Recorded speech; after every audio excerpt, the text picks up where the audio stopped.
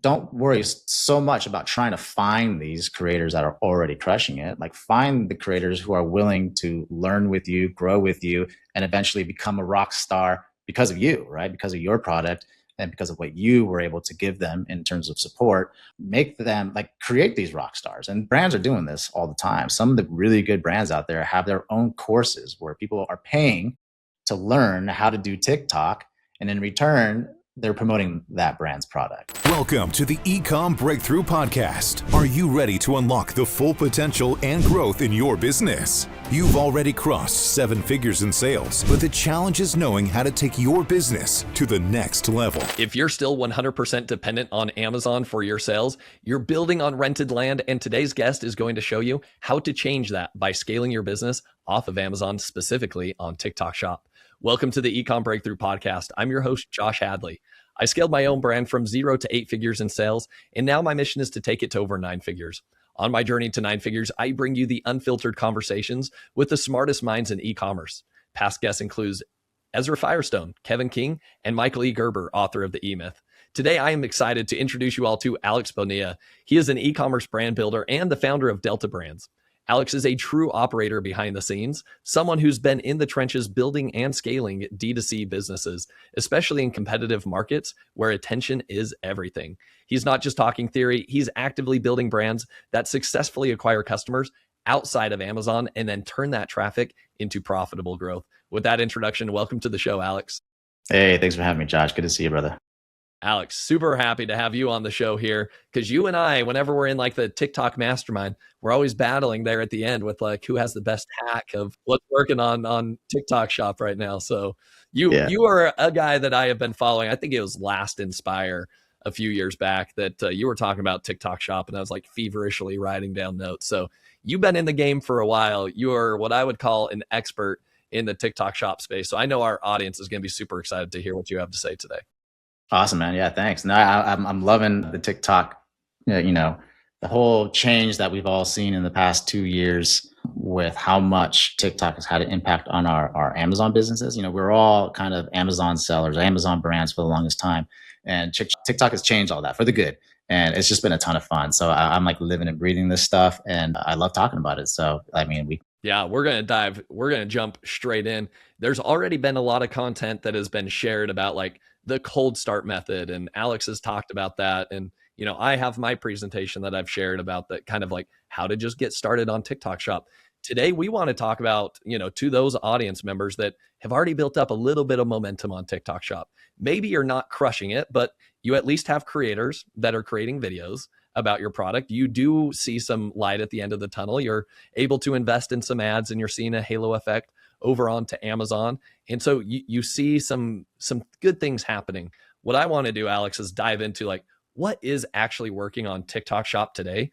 From my perspective, the TikTok Shop of 2024 that we all kind of got started on, I think is like, it's starting to change, and it's definitely becoming more of a pay to play type of game. Are you seeing that same thing, or are you saying like, hey, no, the same playbook that was in 2024 is still the exact same playbook that works today on TikTok Shop? Yeah, no, unfortunately not. What worked back in 2024, which is what worked for me, right? When I first went viral, supplement brand, and then was able to really kind of get things kickstarted with sampling, mass sampling, like all of that stuff worked pretty well. And it was kind of, I hate to say it, but kind of easy. You just had to dedicate yourself to like, making sure you're posting every single day, and something would hit. Give out 100 samples, something's going to hit, and you're off to the races. But those days are gone. There's just too many brands on TikTok now trying to reach out to all the same creators. And technically, we actually have a shortage of creators. There's not enough creators. So for your messages to be seen, to get the sample out in the first place, getting from 0 to 100 is a lot harder today than it was back in 2024, which is why I've been doing a lot of this content about the cold start. You have great content about getting started as well. But once you get past that cold start, you have some social proof, and you're like, okay, this works. We've seen some viral videos. We have 1,000 sales on our product card. What to do from there is constantly changing too, So you have to be kind of on top of what's working now, and kind of have a good idea of what's next, right? There are so many different things that people are saying they're doing that works for them. And it's really easy to be like, okay, well, I have to do all of that right now, or, maybe you picked the wrong thing to start doing right now. If you get through the cold start, you have 1,000 sales on your product card, like jumping into brand lives might not be the best move or the best use of your time and money. Lives are great. Brand lives are great. If you want to build out a whole studio in your warehouse and do that, great. But like, there's a time and place for that. So I think, knowing what's next, what's effective, what's working now, and knowing that, and then also just knowing where you're at in your life cycle on TikTok and what to tackle next is just as important. Yeah, no, makes a lot of sense. And the playbook definitely is shifting. So I'm curious to hear from you, Alex, like what is actually working today for your brand as you continue to scale? Because it's no longer the mass sampling that's just spinning off like viral videos left and right. There's got to be more of like a dedicated strategy behind it. So what's your TikTok shop strategy look like today? Yeah. So today, for my own brand, what's working for us really well are affiliate lives. We found, and we kind of stumbled upon this. Because of the way we source the supplement that we sell, it's a very rare product, and running out of stock on TikTok, on Amazon is kind of what we try to avoid. And if you do things right on TikTok, you're going to go viral, and you're going to sell a ton of product, and it's going to mess up all your projections for inventory, and you're going to run out of stock. And sure, it's not the worst thing in the world as what it used to be back in the day when we would run out of stock on Amazon. Like everyone would freak out, right? Because you have to do you have to do a launch all over again. You're going to lose rank. Now you have to figure out a way to reset your honeymoon stage. None of that I worry about anymore, because the second you're back in stock on TikTok, on Amazon, because of all of the videos and all the stuff you have going on, for me at least, we just jumped right back to where we were ranked before we ran out of stock.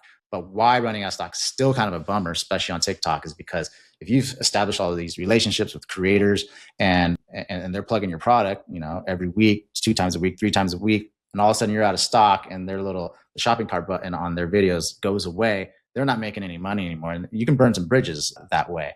So we actually stumbled across a method where we could kind of control the virality, kind of control sales, staying relevant on TikTok while we figured out our inventory situation, which involved like some very, high level stuff like, growing more trees and stuff. While we worked on that, we had this live strategy, affiliate live strategy, where we had 20 to 30 affiliates in a WhatsApp chat, and we were just training them up on how to go live. And this was a training that I attended at TikTok headquarters 2 Decembers ago. And they just dropped a ton of knowledge on us on how to go live for brands. At that time, they were trying to talk us into going live, like on a brand level. And I took all that knowledge and applied it to affiliate lives. Basically, everything they taught us can be done as an affiliate as well. So we basically took all that knowledge that TikTok straight up told us, this is how you do it. I fed it to the affiliates, and they were able to run this live strategy for me. And we were able to kind of conservatively just, pick up 100, 200, 300 sales a day and not have to worry about going viral, because we controlled how many flash sales we gave them, how many deals we gave them, how many giveaways we gave them.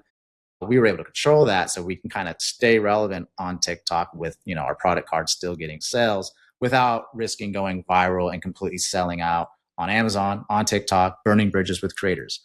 Here we are, 18 months later, we finally have enough inventory to really hit it hard with the creators. And I don't have to worry about like starting over again on TikTok, because we were always doing this live strategy with affiliates. I still haven't gone live. Our brand still hasn't gone live, but all these affiliates have been going live this entire time.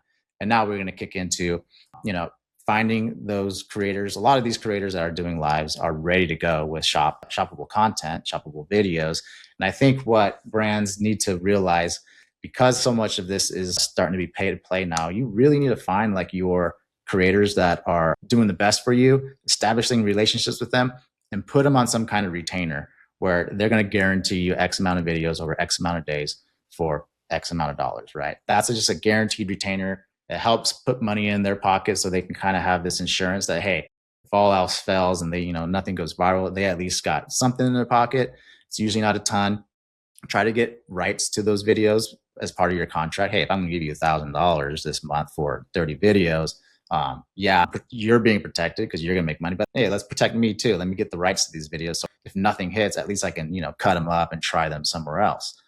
So putting high quality creators on some kind of retainer where they're incentivized to keep posting and keep adapting their videos and making sure they get better and better and better. That's definitely something that we're doing right now as well.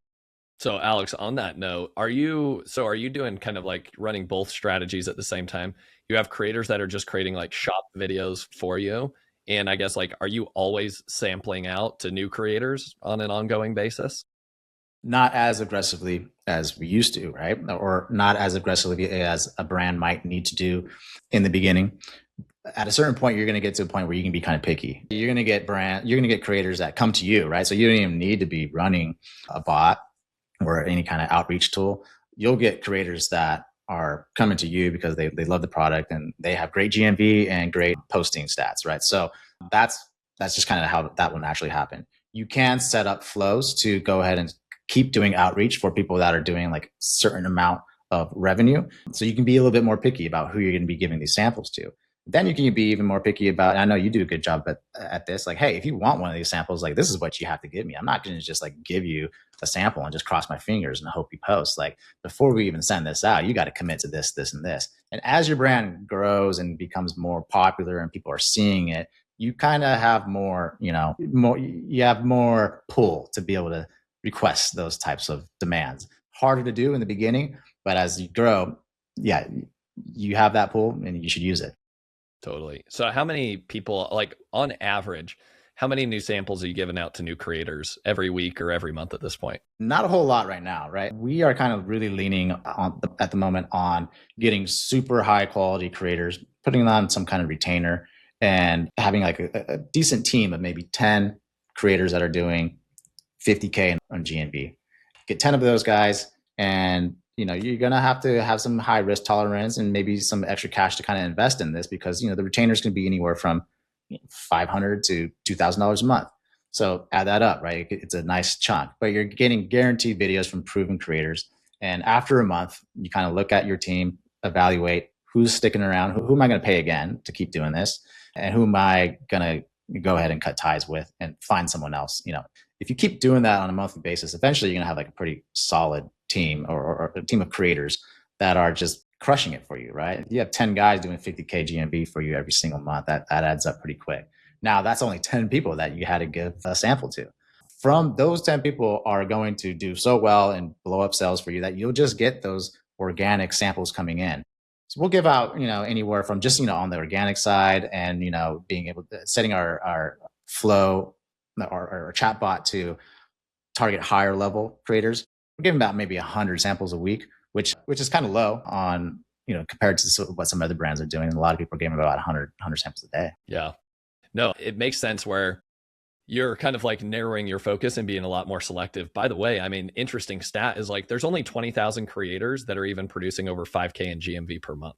So it's like all of these brands, they're all fighting after the same creators. Mm-hmm. So my question for you is, are you seeing it to where like, because you've been around long enough, like are most of your affiliates just like existing affiliates that have worked really well for you throughout the years and like you've got some like ride or dies that are with you? Or is it mostly like, do you see a lot of creators like churning in and out through your kind of like retainer model and stuff right now? What does that look like? Yeah, so we definitely do have some ride or die guys, and I love those guys. One thing I always love to touch on when this topic gets brought up is, everybody's trying to find that creator who is crushing it for maybe not one of your competitors, but someone like in the space. Like if you're in supplements, right? Everybody knows how well some of these goalie people do. Everybody knows how well some of these Neurogun people do, and everyone's thinking like, let's go and try to swoop those people and get them on board with my team. What people don't realize is most of the time that creator that is now doing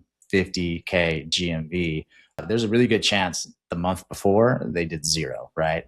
And a month before that, they did zero. A month before that, they did, and all of a sudden something clicked, they hit it off and they're crushing it. They're crushing it with goalie. And then the next month they crush even more and even more. This creator now is a rock star, right? They've only been a rock star for like 3 months.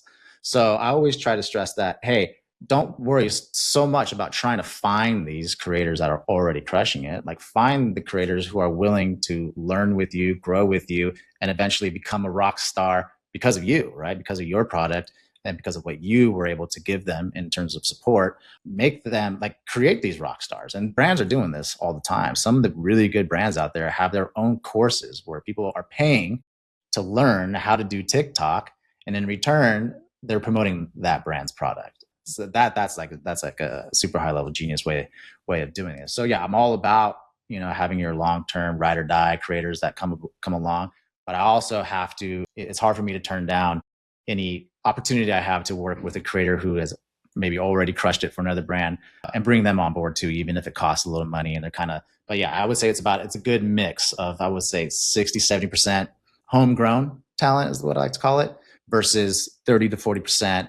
Let's just go and see if we can recruit some of this top level talent. Yeah. Kind of like in sports, like you have your farm system. In baseball, you have the homegrown talent, but every once in a while you have to go out and get your Shohei or. I love it. Love that analogy. Yeah. So Alex, on that note, I love that you have you've got to teach these people how to, become that rock star, and you're providing them the training materials and you're building a relationship with them. So walk me through, what are the things, how are you teaching them? Because even in and of itself, I think it's a genius hack where you have your own business where you're teaching a bunch of creators, sourcing a bunch of creators, then flip them onto your own products. That in and of itself is its own business that can consume 40 hours a week just on that one thing. So how do you do both, where you're still the brand owner, you've got to operate the brand, but you also want to be teaching these, creators at the same time and building a relationship with them? What does that look like for you? Yeah. So in the beginning, it was me for the most part, jumping in, hanging out in the Discord, doing weekly, monthly calls. People were seeing my face very often. But eventually, if you do that right, and I suggest if you can try to do that, the brand owner being involved is huge, right? These people love interacting with the brand owner. They feel more like a part of the team. Also keep in mind that a lot of the brands right now on TikTok are foreign-owned brands that they'll never meet the owner of those brands. So if they have an opportunity to hang out with a brand that is from the US and the owner's in the US and the owner can communicate with them and socialize with them, they love that, right? So if you can do it, do it. If there's someone on your team that has to do it, get someone on your team to do it. Eventually, some of these creators who, kind of show what they got, they'll be the ones who you can eventually hire to kind of take over this training and ongoing training and all that. But the training's pretty simple in the beginning. You'd be surprised how many of these creators just don't understand some of the basics, right? They think, all you have to do is just come on TikTok and give like a testimonial style video and eventually something's going to go viral, right? But a lot of these beginners, especially now that the threshold is being lower and lower for how to become affiliate. First it was 5,000, it might have even been 10,000 before that, but 5,000, and then now it's just like 1,000. So a lot of these people are getting affiliate access without even trying, right? They all of a sudden they just get a notification from TikTok like, oh, you can start plugging shop now, and they don't even know why. It's because they got 1,000 followers, and it's not too hard to get 1,000 followers. So next thing you know, like, oh, well, let's try this affiliate thing. Oh, apparently I get free stuff if I just request samples. So they're kind of like falling into this space on their own with absolutely no direction. And the first thing I teach people when they come across our group or get invited to our group is just the simple metric of retention rates and how important your retention rate is in order to go viral. If you know this as a brand, it's going to be super easy for you to relay this information to any creator and help them out like tenfold right off the bat. And those numbers are simple. It's you need a 70% retention rate on your videos at 2 seconds and a 60% retention rate at 6 seconds. And you just I just have a little small, 5-minute course on how to go and look at your retention rates on all your past videos and just teach them like, hey, this is how you find your rates. Go look at a video that did terrible, like 100 views. I guarantee you didn't even come close to those numbers. And now go look at a video that, maybe got 5,000, 6,000 views and check those numbers. I guarantee they're way better than the ones from before. So what was it that you did in those two videos that you can tell there's the difference there, and start working on that? Those first 6, 7, 8 seconds are the most important part of your video. Work on that, which is all about hooks. And then we have a whole course on what a hook is, what a hook does, what a hook doesn't do. Work on that and you'll improve those metrics. And that's how you go viral. Then we have, more content on, what a payoff is and call to actions and when call to actions are appropriate and when they're not appropriate, text overlays, captions, all that pretty simple stuff to anyone who's been doing this for a while. But you have to keep in mind, a lot of these creators, this is brand new to them. So if you can teach them up, they'll pay you back with loyalty for sure. Yeah, I love that. So you hit on those metrics that I think are really important. And I don't even think a lot of brand owners know this. So yeah, you might be right. 70% retention rate at 2 seconds What's the 6-second retention rate? 60%. So yeah, you don't want to see a 60%. huge drop off, right? That's still pretty high. Still pretty high. But if you hit those numbers, you're going viral. So, some simple tips that I like to give creators is like, don't show the product in the first 8 seconds if you can. If you can, hold off on showing the product, or at least just don't make it too obvious that this is an infomercial, right? Yeah. If you don't want to buy stuff, scroll. Like, don't do that, right? Unboxing videos, if you're not Kim Kardashian, like no one wants to see an unboxing video. So there are things you can do in those first 8 seconds where you're basically promising some type of solution to some type of problem, introducing a problem and promising a solution without giving the solution in the first 8 seconds. A lot of people, surprisingly, you can pack all that in 8 seconds. You can easily talk about a problem, give a solution pretty damn fast without even knowing you're doing it. So try dragging that out as long as you can. Don't give them the solution until later, but definitely introduce the problem, let them know you're about to solve the problem in the first 8 seconds, and you'll see your retention rates jump up. Fantastic advice. And Alex, one thing that's been interesting on TikTok Shop on GMV Max Ads, if you go into the analytics portion, guess what you get to see behind every video? Ad performance. And I can go and look at every video from each of the creators in GMV Max Ads right now. And I can see what their retention rate is at 2 seconds and what the retention rate is at 6 seconds. So guess where you think my team is spending most of our money on which videos, and which ones are we trying to tell GMV Max to focus on? It's those ones with better engagement. So we're seeing it like 50% or above 2 second rate actually has a pretty sizable like ROI. Now, it might not be a viral video, but it has a really good ROI from an It's a good video to put money behind, right? Yep. Love it. All right, Alex, this has been juicy so far. So what else are you doing? Well, yeah, I kind of want to piggyback on. Let's double click on that real quick. Because a lot of people don't know that there is still a way you can kind of manually manipulate GMV Max, right? So GMV Max, most people who hear what you just said there are probably like, well, what do you mean? GMV Max, you can't really do anything. You just have to like turn it on and let GMV Max choose which videos to do. But what you're saying is you can actually run GMV Max as a auto campaign, collect all the data, right? Find all the videos that have a retention rate of 50% or more. You can do something as simple as just find all the videos that don't have that retention rate and pause them. A lot of people don't know that you can pause videos or turn them off, right? So they're no longer getting GMV Max spend.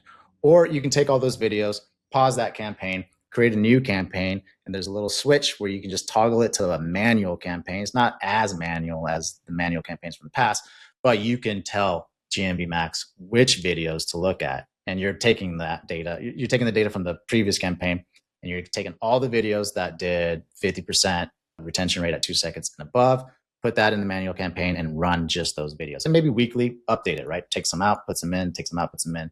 That's a hack in its own, right? On how to kind of manipulate GMV Max to perform better. A lot of people don't know about manual. Some people don't even know about the ability to turn off videos within a campaign. Are you doing any like Spark ads or anything like that? Or are you just running GMV Max ads? We are playing around with, so on the manual side, right? So everyone still has access to manual ads. And the reason why those exist is because you can actually drive that traffic externally, right? So you're not gonna be able to run those manual ads and get TikTok shop sales, but you can tag Amazon, link to Amazon, link to Shopify. You can just do a reach campaign where you're just trying to get as many views as possible. We do put a little money in that, a couple $100 a day, where videos are just racking up views, racking up clicks. We're constantly experimenting with where those clicks go. We're played around with Shopify, haven't had a ton of success there. Using Amazon associate links and sending it to Amazon, still kind of trying to figure out the best way there. But in the end, I just like the views, right? So if I'm getting decent CPMs and I know that the videos that had performed the best in the past are also getting constant exposure on TikTok, it's another touch point, right? I think on average, it takes a customer 5.5 times seeing your product before they finally pull the trigger. If you can kind of speed that up with running some manual ads, even if they're going to Amazon or going to Shopify, or sometimes they can go nowhere. They just, if someone clicks on it, just goes to your profile and you can get some more followers and whatnot, more likes. I like paying for that extra touch point to kind of just speed up the whole flywheel of TikTok. So yeah, we do that. Fantastic. So follow-up question would be this: what does it look like from your team standpoint? Like, what team members do you have in order to execute all of this? Or are you just a solo operator crushing it on all of this? Tell me about what your team structure looks like. No, yeah, I wish. Well, no, I don't wish. I do have that Superman complex where I feel like, you kind of have to do everything yourself. But I finally got out of that a couple of years ago. I did hire an integrator, so he's kind of helping us with all of that. I do have someone who on the team, we have someone, customer service, right? Same guy that does customer service for Amazon is doing customer service for TikTok. We have like our inventory manager who's just in there all day making sure orders are getting out. Some of the products we fulfill ourselves. Some goes to FBT. I have a GMV Max guy who just lives in GMV Max. That's his only job, just to sit there and make sure that is being optimized. I have a guy who will constantly go out and try to find like these high level, kind of like a recruiter, right?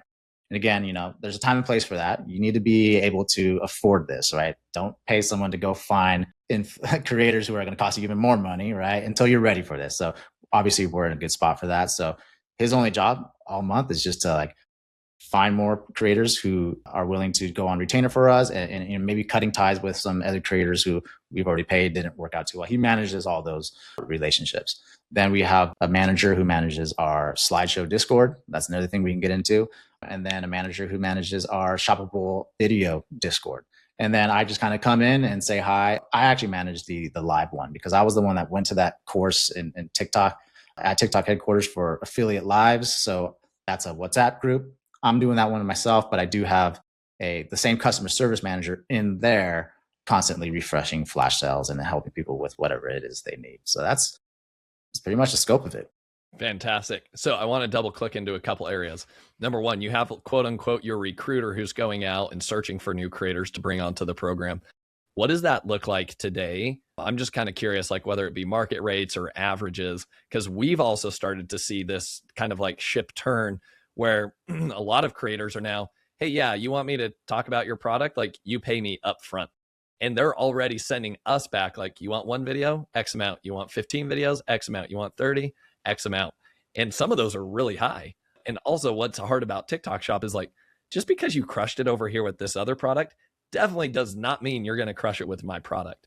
So how are you navigating that? And what do those relationships look like where TikTok Shop is just honestly becoming that pay to play game, especially with the top creators that it's like they have their pick of the litter of where they want to go right now. So what type of structures, what type of deals are you doing? Because you could easily spend $100K a month just in retainers with these creators. And honestly, they might not even get collectively $100K worth of GMV for your brand. Yeah, no, that's 100% true. And that happens sometimes. That definitely happens sometimes. So it's easy to get burned by, there are people out there who would love to be put on retainer, to go out and find more creators to be put on retainer. And all they're really doing is just like making more money for their friends or whatever, and ends up not working out. So whoever you have on your team, that is their job, is to go out and find more people to join the group and maybe figure out who's worth what. I would recommend if you can recruit that guy from somewhere who has already established a bunch of relationships with creators in the past. I got pretty lucky. The guy we have on board has been doing this for years, and he just has a ton of creators like in his Rolodex of people to reach out to. And if there's a particular product that we need to get creators for, I just run it by him, and within a couple of weeks he has a list of people for me to look at and give the go ahead or the red light. So what I look at in those terms are, people can come to you all day and be like, oh, this guy crushes. He only wants $1,000 for 15 videos, but man, he did 70K GMV last month. Well, go and find out how he got that 70K GMV. So I use fast mouse data, and I look at what I don't want to see is, did he do 70K GMV across 10 products, right? So basically each product did 7K. You can figure out the average and then just do the math. Like, well, okay, well, if he did 7K for me, is he worth 1K? In some cases it might be, he might be definitely worth it. But, if he did 70K and he's only working on 2 products, now, hey, that guy's pretty good. What if he can do 35K for me? Now maybe he would be worth that $1,000. We also put in our contracts that you get paid half of your retainer at day 15 and the other half on day 30. And we also have it to where we can basically cancel the contract mid-month if needed, right? If we're day 15 in and he's supposed to give us 20 posts and those first 10 are just garbage, there's a good chance that the next 10 are going to be garbage too. There's a good chance the creator knows that too. And he kind of might want to be out as well. He's like, I don't want to waste the next half of this month doing more of the same. So I'll just walk with my half that we agreed to, and let's move on. So we have that built in so we can kind of get out midway through if we need. And again, a lot of times it's a mutual agreement, right? Nothing's popping. Let's just move on halfway through. So that's in there to protect us as well. And then we try to get rights to run these as meta ads as well. Not every creator is going to give you that right, but you can negotiate from there. If it needs to be something additional to the retainer for those rights, we usually pitch 3 to 5% of ad spend if they let us use it. That seems to be working out for us. But yeah, that's pretty much it. I would say, if you can get someone on your team, or even if he's a subcontractor, that he has good relationship, he or she has good relationships with creators from the past, and get them on board with going out there, and the sole responsibility is bringing you creators so you can negotiate price. Look at all those things and then just make sure you have your contract set up to where you can have an out if you need. Yeah, really smart. I think the way you've structured all of that is really intelligent. Now, let's double click into, you briefly mentioned this, but what are these slides? So you have a Discord slide group. What is that, and how are you utilizing slides? So yeah, slideshow. So just to get real basic with this, in case people don't even know what a slideshow is, basically it's a carousel of stills, and you scroll through them at your own speed, however you like. So however long it takes you to absorb an image or read the text on top of that image, you can kind of take your time sliding through. Now, you've probably seen these before. It's usually someone like showing their outfits or what they eat in a week or something like that. But a lot of creators have figured out a way to kind of promote products in these slides. And now they're not TikTok shoppable. You can't tag products in the slides, but in a way it's kind of good because now they're in a different algorithm. They're not in the shop algorithm, and they can rattle off a ton of views. If the slide is done right and it's kind of fluid throughout the whole thing, from the first slide to the last slide, if it's all makes sense, these can do really well in terms of plugging a product at the end. And if they rattle off a few million views, you will see your Amazon sales just take off. And you'll know when you see your Amazon sales, all of a sudden on a random Tuesday, sales are doubled. You go to your slideshow Discord and you said, all right, who's crushing it right now? Someone's going to raise their hand. You'll find the slide, and you just know that viral slide is what's making up these Amazon sales. And the call to action in these slideshows is usually, this is the product I use. Go find it on Amazon. Search this. Use this keyword. So these work. Surprisingly, when I first saw them, I was like, "There's no way these work. No one watches slides," but they work. I mean, they work really well. And kids will do these slides for you. You can get them as cheap as $150 to $300 a month. They're going to post every single day for 30 days, and you'll pay them a bonus on views. That's kind of really the only way to do it, is bonus on views, because there's no way to really track the sales. For every million views they get, US views, so they have to send a screenshot of their regional views. For every million US views per month, we'll give them an extra $250. So in the end, this kind of all averages out to about 30 to 50 cent CPMs, which is amazing. But still, you have to keep a close eye on what some of these accounts are doing. Make sure they're not kind of manipulating views. Sometimes they'll use the first few slides to talk about something that has nothing to do with your product, and then all of a sudden plug your product at the end. That's not going to get you any sales. So keep an eye on that. Make sure that the content is good. And as long as you have good content, good call to actions, get a team of about 10 kids doing this. This is not only going to help your sales on Amazon, but it's another touch point on TikTok, right? We talked about those 5.5 touch points. If you can get one of the touch points out of the way with manual ads, one of those touch points out of the way with a slideshow, now you just need 3 creators to make up your other touch points. And that'll help the overall flywheel on TikTok. Help your product card too. I love that strategy. There's so many rabbit holes we could go down. I think the last thing I want to wrap up here with is, where do you see the puck moving with Facebook, Instagram, and even YouTube Shorts? Because I think there's some noise being said in those circles about e-commerce and things like that. If you were to put on your forecasting and your speculation goggles here, what do you think happens over the next 6 to 12 months on these different platforms? Should brand owners be doubling down on Facebook and Instagram, which honestly seem like dinosaurs at this point compared to TikTok Shop? Yeah. So I do think that TikTok woke up these sleeping dinosaurs, if that's a thing.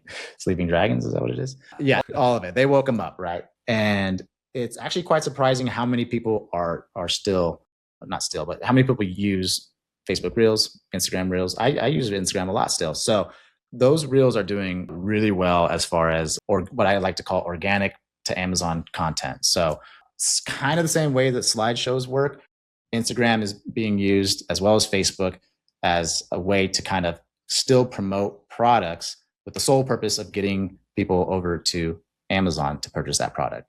Now, I think TikTok has kind of like opened everyone's eyes to this whole idea of social commerce. And it's only a matter of time before Instagram copies exactly what TikTok's doing. They're already trying, right? I think yesterday they made an announcement of Instagram Shop. It's not quite the same thing, but now people can tag products in their videos and get paid commission. So we're on their way there. It's going to happen eventually. Same with YouTube and then on Facebook, the Reels. They're Facebook and Amazon have a relationship right now that a lot of people don't know about, but if you put an Amazon link in a reel description, Meta will see that link, take the main image off of Amazon and overlay it onto the reel. So it's a tagged reel with Amazon sales. A lot of people are sleeping on that right now, but I think that's going to be a huge one. Being able to get Facebook creators to post about your product and then whitelisting those posts and running ads to it, I think is going to be huge. If you're not doing that, start playing around with that now. But yeah, I think there is going right now. Let's just say TikTok is making up 90% of the social commerce sales. I think eventually it's all going to even out. There's going to be 30% on Instagram, 30% on Facebook, and let's throw YouTube in there, and then TikTok as well. So you're gonna need to be on all four of these platforms at a certain point, kind of running the same strategies. Jump on the other ones early while it's still a wild, wild west, just like TikTok was before all the violations start coming in. But just, yeah, keep your eye out on all of it because it's all going to be moving fast, and make sure you do it all if you can. Yeah, really good words of wisdom. Alex, this has been fantastic. Is there anything we haven't covered that you think the audience needs to hear about having success on TikTok Shop right now? Yeah, I think just don't sleep on all of the components to TikTok Shop. TikTok Shop isn't just shoppable videos, right? It's not just lives. And it's not just brand lives. It's brand lives, affiliate lives, shoppable videos, non-shoppable videos, right? Different algorithm, slideshows. Yeah, get all of that kind of nailed down, and then take that knowledge, take that content, take what you're learning there, do it on Instagram, do it on Facebook. You're going to be able to create a demand for your product that you at one time just wasn't even possible, right? I think Brandon Young at one point always taught, like, do not try to create demand on Amazon. Run the data dive, figure out what's going to work. Don't think that you're going to be able to create this demand. That's all changed now. That's all been flipped on its head. You can create demand now. And if you do all this right, you'll see, brand search volume for your brand on Amazon just skyrocket. And that's the way you 10x your business, man. So just get after it. Totally agree with that statement. Alex, this has been super enlightening. I love to leave the audience with 3 actionable takeaways from every episode. So here are the 3 actionable takeaways that I noted. Action item number 1 is build a real relationship with your creators. Alex touched on this here at the end, but it sounds like where the puck is moving is like, hey, all of these big guys are going to be playing in the social commerce world. So what better arbitrage do you have now than getting creators that may be newbie creators that you can pick up for free? They are just willing to like promote your videos for commission only. Bring them into your kind of like sphere of influence. Create an email list, create a WhatsApp, create a Discord, so that guess what if Instagram actually takes off even faster than TikTok Shop is? TikTok Shop becomes more pay to play. What if Instagram starts to flip the switch and says, like, we're going to incentivize things over here that much further? Well, then you start to move your creators over, but you can only do that if you have a personal relationship and you could actually reach out to your individual creators. So that's action item number 1. Action item number 2 is build a team. Everything that you talked about, Alex, is there's kind of like a subject matter expert over each of those different things. Mm-hmm. Slideshows in and of themselves are a different animal than teaching people how to go live, then recruiting creators for shop videos. And the list goes on and on. And so focus on identifying like what systems are working in your business. And if you're the solo operator, it's just beginning to like itemize how much time do you spend on inventory each week. And then all you have to do is identify where's the majority of your time going, then go find the role to go hire that out that takes off the majority of tasks on your plate. You then start focusing on other areas. Maybe it's you get into the slideshows or the lives, you get that systematized, then you go hire that out. But that's how these brands, I think, are effectively scaling. Alex, any other comment you were going to make on that note? No, man, I love it. I think you nailed it. I think you nailed it. Definitely. Cool. Third and final action item is see this as the future. You talked about like, hey, it used to be never create your own demand, but instead, I think the game today, if you're going to be relevant on Amazon, you do have to create your own demand because the days of just arbitraging Amazon's existing keywords, yes, it exists and it will always exist. However, margins are getting really slim. And if you don't want to be beholden to Amazon, and guess what's going to happen? FBA fees are going to continue to increase. Amazon removing the ability to charge your ad spend on credit cards. That will be a thing. And Amazon delaying your payments even further, hurting your cash flow. Guess what? These are things that are going to continue to evolve as you continue to play the game on Amazon. So what's the best thing that you can do to absorb these fees and cash flow impacts? Raise your prices. How do you raise your prices? Create demand and awareness for your products off of Amazon. Basically, becoming a real brand, right? And real brands become a brand because of the associations that they create with other things. Why does Nike sponsor so many athletes? Because they want that brand association. And so that's exactly what you're doing when you work with these affiliates and these creators. You're now associating yourself with, sometimes it's the mommy bloggers and things like that. Well, that's the right avatar for your products. That's where you're building trust. Then that has a massive halo effect where people are actively searching for your brand, your product, your solution on Amazon. And if you need to, you can raise your prices and people will still pay for it because they found it and they trust you outside of just some random search that they stumbled upon on Amazon. Alex, anything else that you feel like I missed here? No, I think you nailed it. I mean, don't get me wrong. Some of the more recent announcements that Amazon made definitely made me upset. And I thought about them more than I normally do when something like this comes out, the whole ad spend thing, because I just love my points, right? So using a credit card for ads, not being able to do that is definitely something that maybe upset me the most than Amazon has ever upset me in the last couple of years, because over the last couple of years, just like nothing phases me on Amazon anymore. I don't care about competitors. I don't care about tariffs. I don't care about fees. I don't care about storage. I don't care about any of that, because my main product used to be $19.87, and now it's $32.99.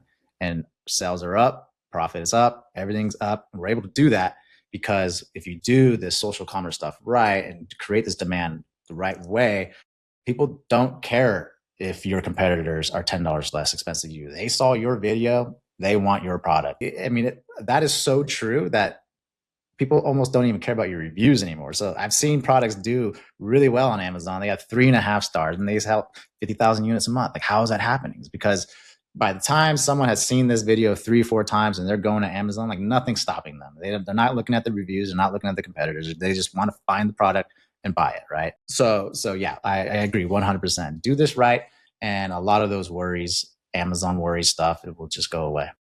Yeah, really well said. All right, final questions for you, Alex. Number one, what's been the most influential book that you've read and why? So it's a more recent one. I'm not sure if it's the most inspirational. I think I could probably attribute like Tony Robbins, like Unlimited Power, when I was like 18 years old, reading that. 4-Hour Workweek obviously was a huge one for me. It kind of got me into this space. But recently, 10x is easier than 2x. That's a great one. That inspired me. That I literally read that about 3 months before going viral on TikTok. And I read it, was completely sold on the idea that 10xing is easier than 2xing. Completely sold, but then I had to sit there and think to myself, like, okay, well, how do I do this? This is going to be, how do I do this? I'm sold, but I don't know what to do. And then TikTok came around. And that's when I realized, okay, well, this is how we do it. So I do have a goal, 10x in 2 years. We're almost a year in on that, and we've already 3x. So we'll see if we can hit that 10x mark. So looking forward to that. Really good book. I highly recommend reading it. There's already a follow-up on it. I already forget the name, but I think it's called like The Science of Scaling. Check both of those out if you get a chance. Yeah, those are fantastic books. Benjamin Hardy is the author. Mm-hmm. Fantastic recommendation. Yeah, definitely. Alex, what's your favorite AI tool that you've been using? How have you been using it? Well, without getting too deep into what we're experimenting with, but I'm loving VO3 at the moment. There is some content that some of you guys may have seen on Instagram, Facebook. It's doing really well. Kind of plays into the whole thing I was talking to you earlier about, this organic traffic that goes to Amazon. I know there's tons of other stuff that AI can do that would make my life a lot easier. And we're working on that too. But again, that's more just to kind of save time, make life a little bit easier. But what I'm most excited about is just how good these videos are getting. and how you're able to make content, not TikTok shop content, but just, content that lives everywhere. And if you can do this at scale and do it right, there's some really cool things that can come out of this. And maybe we touch on that another time once I kind of nail it down. But these videos, man, they're pretty amazing. Even non-Amazon. Have you seen the AI fight between Tom Cruise and Brad Pitt? Yes. It's just mind blowing that people can make that. So we're playing with that a lot. So right now that's taking up a lot of our bandwidth playing with that's another topic for another time. Well, it's super smart to be focused on AI to actually grow revenue rather than just AI to just build fancy dashboards for yourself. So smart move there.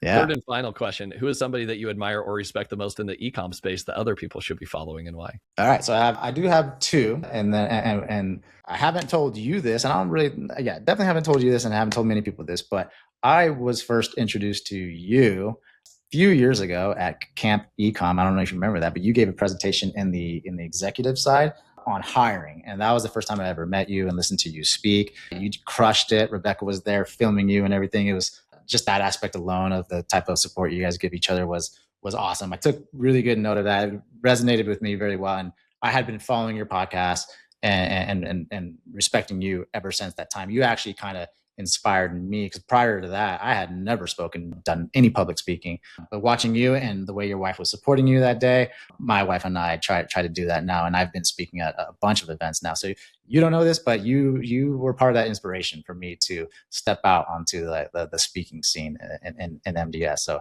want to thank you for that. And obviously anyone that's watching this right now already follows you. So I do have one more for you guys, and another MBS member, Fernando Campos.